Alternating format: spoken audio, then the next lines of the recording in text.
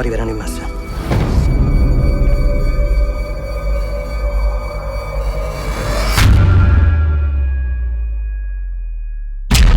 L'uomo che stiamo cercando non improvvisa, è astuto, scaltro. Hello guys, मैं हूँ आपका दोस्त निखिल। और अगर आपको मेरी पिछली एक्सप्लेनेशन पसंद आई तो आज मैं आपको the girl in the fog movie explain करूंगा, जिसे IMDb पर 6.8 की रेटिंग है। पर आई प्रॉमिस यू कि इस बार मैंने एक्सप्लेनेशन और भी सिंपल की है ताकि आप आसानी से कहानी को समझ सको। और क्योंकि ये मूवी भी उतनी ही लंबी है, इसलिए तुरंत शुरुआत करते हैं मूवी के कहानी से। मूवी की शुरुआत एक खूबसूरत पर कुछ ज्यादा ही शांत इलाके में बसी क्रिसमस के जगमगाते डेकोरेशन से सजी घर से होती है, जहां देर रात के समय में एक अननोन लड़की कहीं के लिए निकल पड़ती है, पर किसी कारण से चलते ही चलते थम जाती है और सीन सीधे किसी अननोन इंसान की तरफ मुड़ जाती है, जो अर्जेंट कॉल के बाद तुरंत कहीं के लिए निकल पड़ता है। एज एन ऑडियंस हमें फिल्म का मूड बहुत ही सूदिंग पर उतना ही ज्यादा शांत और सस्पेंस से भरा महसूस होता है। सून हमें पता चलता है कि मिस्टर वॉगल की कार एक्सीडेंट में कहीं टकरा गई और mister Flores being a psychiatrist उन्हें वॉगल से पूछताछ करने के लिए बुलाया गया, क्योंकि गंभीर एक्सीडेंट के बाद भी वॉगल को कोई चोट नहीं आई पर उनके शर्ट पर खून का दाग दिखाई दे रहा है। मिस्टर वॉगल के बारे में हमें पता चलता है कि वो डिटेक्टिव इंडस्ट्री में एक सेलिब्रिटी की तरह फेमस है, जो उसी मिसिंग टीनेजर एना के केस को सुलझाने के लिए इस सेक्लूडेड गाँव में आए। पर अचानक से किसी एक्सीडेंट की घटना के बाद वो अब काफी सहमे और घबराए से नजर आते हैं और फ्लोरेस के सवाल करने पर वो सीधे सीधे जवाब भी नहीं देते कि आखिर एक्सीडेंट के पहले हुआ क्या। पर ये समझने पर कि उन्हें बिना जवाब दिए यहाँ से जाने नहीं दिया जाएगा,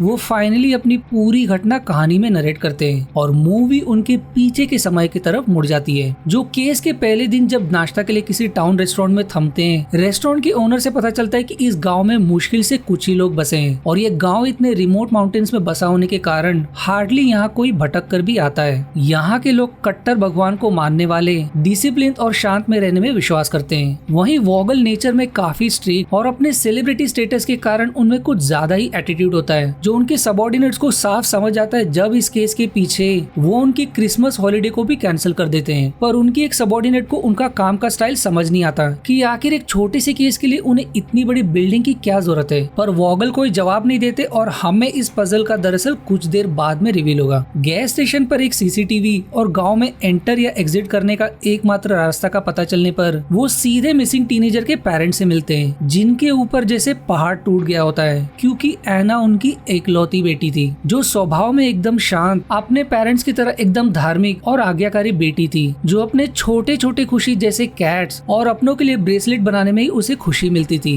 पर उस शाम संस्था के लिए निकलने पर वो कभी वहाँ पहुंची ही नहीं। वो उन संस्था का हिस्सा थी जिनके नियम एकदम सख्त, शादी से पहले संभोग या सेम जेंडर से संबंध बिल्कुल भी अलाउड नहीं था। वॉगल उन्हें आगाह करते हैं कि उन्हें चालाक रहना होगा, क्योंकि सून मीडिया उनके पीछे पड़ जाएगी और वो किसी भी हद तक जा सकते हैं अपने TRP रेटिंग को बढ़ाने के लिए। और वॉगल घर से कदम रखते ही अजीब कारण से जोर जोर से रिपीटेडली ताली बजाने लगता है, जिससे इर्द गिर्द के लोग अपने घर से निकलकर उन्हें घूरने लगते हैं। रियलिटी में ये उनका एक टेस्ट था। अब तक की जानकारी के बेसिस पर स्मार्ट वॉगल एक ब्रिलियंट नतीजे पर पहुंचते हैं कि एना के घर से निकलने के कुछ मिनट्स बाद ही उसका फोन ऑफ हो गया और वो संस्था के लिए कभी पहुंची ही नहीं, और ना ही वो ऐसी लड़की है जो फैमिली को छोड़कर भाग सकती है। CCTV पर भी कोई एंट्री या एग्जिट रिकॉर्ड नहीं हुआ। वहीं ये एक ऐसा गांव है जहां लोग एक हल्के ताली के आवाज पर भी घर से बाहर निकल आते हैं, और उस दिन उन्हें कोई आवाज या ऐसा कुछ भी सस्पिशियस दिखाई नहीं दिया। यानी कि एना और उसे अगवा करने वाला एक दूसरे को जानते थे और खास करके एना के रूटीन से वाकिफ था।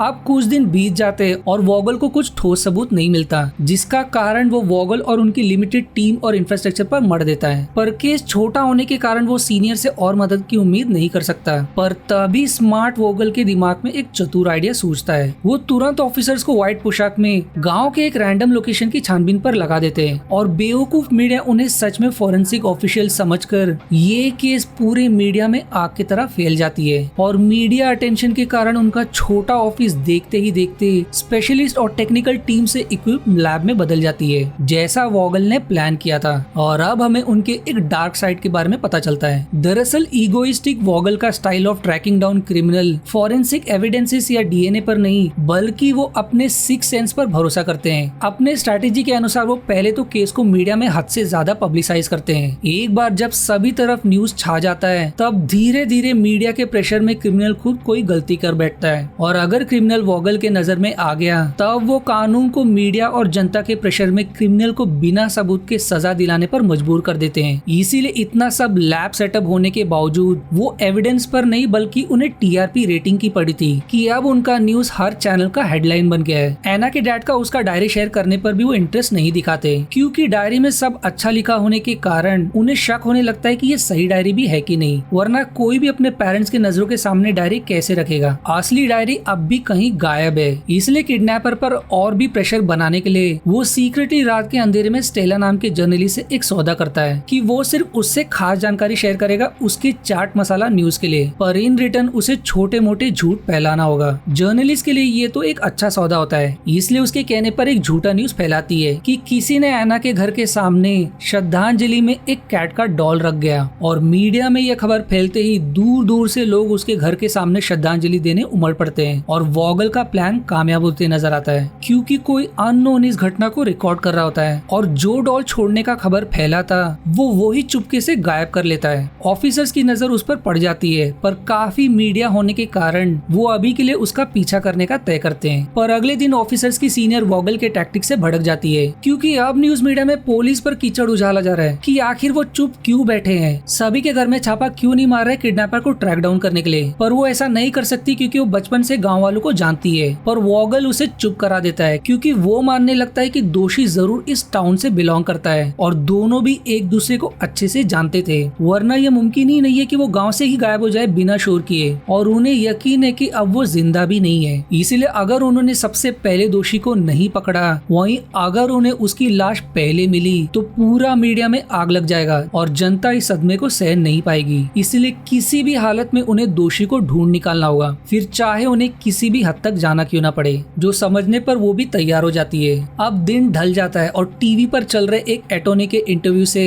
ऑडियंस को वॉगल की किसी प्रीवियस म्यूटिलेटर केस के बारे में पता चलता है, जहां वो वॉगल के खिलाफ आरोपी के डिफेंडेंट थे। वो वॉगल के टेक्निक को क्रिटिसाइज करता है कि वो मीडिया और जनता को गुमराह करते हैं फैक्ट्स को छुपाकर, और अंत में चटपटे खबर के लिए मीडिया को भी कसूरवार ठहराता है। यहाँ गौर करने वाली बात है कि ये इंटरव्यू भी स्टेला का चल रहा है, जो कितनी डबल माइंडेड है, क्योंकि एक तरफ वो वॉगल के साथ मिलकर झूठी खबर फैला रही है, तो दूसरी तरफ वो वॉगल के दुश्मन का ही इंटरव्यू लेकर वॉगल को बदनाम कर रही है अपने टीआरपी रेटिंग्स को बढ़ाने के लिए। पर वॉगल इसे इग्नोर कर देता है जब तक उसका काम हो रहा है। पर उसी दौरान वॉगल को उस अननोन लड़की के बारे में एक बड़ी जानकारी का पता चलता है, और जैसा कि उसने सौदा स्टेला के साथ किया था, सबसे पहले उसे जानकारी देता है और खुद बिना किसी ऑफिसर्स की उसके घर पे छापा मारता है। उसका घर किसी सीरियल किलर से कम नहीं। बेसमेंट में वो उसके लैपटॉप पर सीरीज ऑफ एना के रिकॉर्डेड क्लिप्स डिस्कवर करता है। सबसे खास बात ये कि हर क्लिप में कोई जीप नजर आता है, और वो इसी बेसिस पे अज्यूम कर लेते हैं कि ये वही दोषी हो सकता है। उन्हें कुछ देर बाद पता चलता है कि वो किडनैपर नहीं है, बल्कि मैटिया एना को पसंद करता था, इसीलिए उसे उसको फिल्म करना पसंद आता था। पर तभी वॉगल के दिमाग में एक और शातिर प्लान सोचता है, इसलिए उससे एक सौदा करता है कि वो उसे रातों रात फेमस कर सकता है अगर वो उसे ये सारे क्लिप शेयर करे। और सीन फिर से करंट समय के इंटरोगेशन की तरफ मुड़ जाती है, जहाँ फ्लोरेस को समझ नहीं आता कि आखिर वो उससे ये सब क्यों शेयर कर रहा है। उसे सिर्फ इस चीज में दिलचस्पी है कि आखिर वो खून उसे कहाँ से लगा।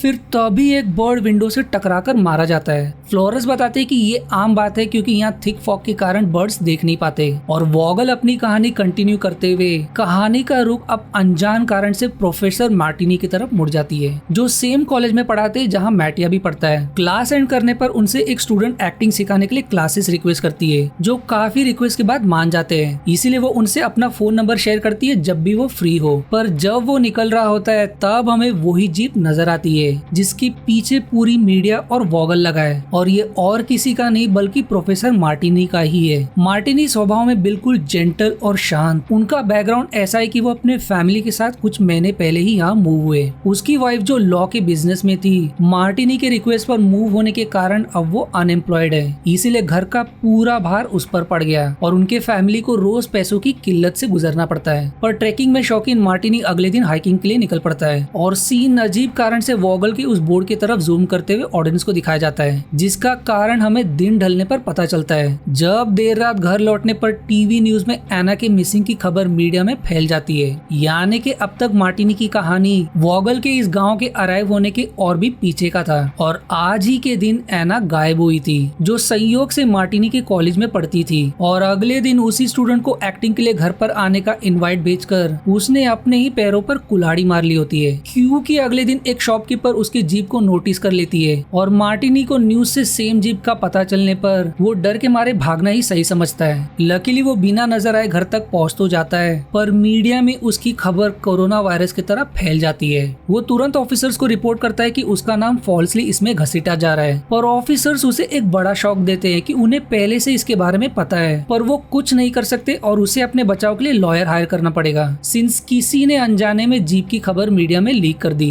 ऑल्दो ऑडियंस को पता है कि वो वॉगल का ही किया था, ऑडियंस को एक और शॉकिंग जानकारी का पता चलता है कि वॉगल अपने टीम के साथ शुरुआत से उस पर नजर बनाए रखा था और अपने स्ट्रेटेजी के अनुसार जानबूझकर इंतजार कर रहा था कि कब मीडिया की नजर मार्टिनी के ट्रक पर पड़े। मीडिया में खबर देख और उनका इस तरह से भागना उनकी पत्नी को भी थोड़ी देर के लिए उस पर शक होने लगता है, क्योंकि वो उस दिन कुछ ज्यादा ही देर घर लौटा था। वहीं उसे वो मार्क आखिर लगा कहां से, पर उन्हें तुरंत शर्मिंदगी भी महसूस होती है कि उन्होंने सिर्फ मीडिया के बातों पर उस पर शक किया, पर उनकी दुनिया का उलट पलट का तो अभी सिर्फ शुरुआत हुआ है, क्योंकि देखते ही देखते रिपोर्टर्स जवाब के लिए भूखे भेड़िए की तरह उनके आंगन पर उमड़ पड़ते हैं, और अब उनकी प्राइवेट लाइफ अब पगलाए जनता और मीडिया का मनोरंजन बन जाता है। उन्हें शांति से बाहर निकलना भी मुश्किल हो जाता है। लकीली वही अटॉर्नी जॉर्जिया जिन्होंने वॉगल के प्रीवियस कंट्रोवर्शियल म्यूटिलेटर केस वॉगल के अगेंस्ट लड़ा था, वो उन्हें मीडिया से रेस्क्यू कर लेते हैं। वो उसे आगाह करते कि वो जानता नहीं कि वो किस तरह की मुसीबत में फंस गया है, क्योंकि जब वॉगल की शक की नजर किसी पर पड़ जाती है तब वो मीडिया को ढाल बनाकर उसे सजा दिलाने पर ही दम लेते हैं। उसका प्लान उसे तोड़ने का है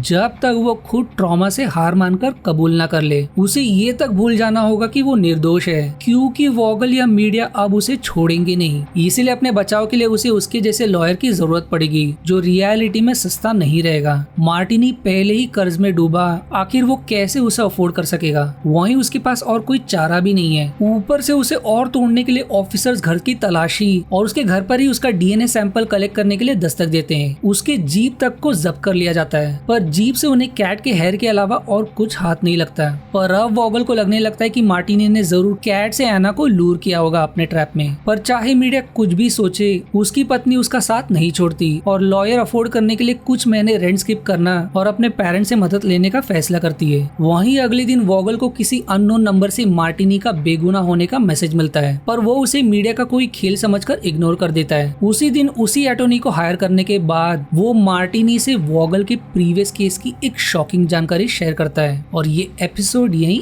एंड हो जाती है। इसलिए अगर आपको इसका पार्ट 2 देखना है तो इसका लिंक मैंने आई बटन और डिस्क्रिप्शन में मेंशन किया है। एक्सप्लेनेशन एंड करने से पहले प्लीज वीडियो को लाइक, कमेंट, दोस्तों से शेयर और चैनल को सपोर्ट दिखाने के लिए सब्सक्राइब करना ना भूलें। मिलते हैं इसके पार्ट 2 एक्सप्लेनेशन पर।